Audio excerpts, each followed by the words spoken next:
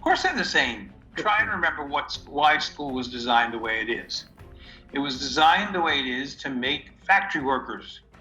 We wanted people to be able to sit down, shut up, and do their work. So it sucks. I mean, it would be a comedy if it wasn't a tragedy. We tell them to kind of shut up and listen, and we sit them in one place. It's incredible. I mean, it would be called torture if you're a visitor to kind of this planet. There's no personal space anymore, and you can't have a conversation because you disrupt people. So all anyone ever does is stare at the computer, and we've created this idiotic format of I can't relax and pick my nose because people are watching me. And so everybody is tense at work, being observed, no freedom at all. Now, a lot of organizations want people to be creative and they want people to be entrepreneurial. You're just not going to get that out of that kind of a system. We live in a world where the government wants people to be the same and do what they're told. And the government wants you to behave. And they teach that in school really not for any other reason than because it's the right thing for work. But the problem is it's the right thing for work from another century. That's not what we want.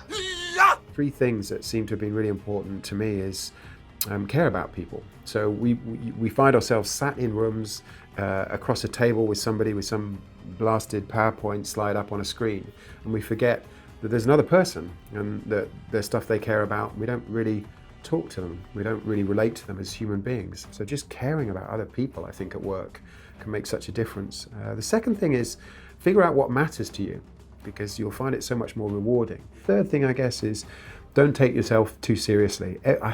All these kind of soldiers and clones, like in the workplace, dressed up in suits, marching around, taking themselves seriously. I mean, it's all ridiculous. If we can learn to laugh at each other a little bit, we'll continue to kind of grow and develop. Work is not healthy.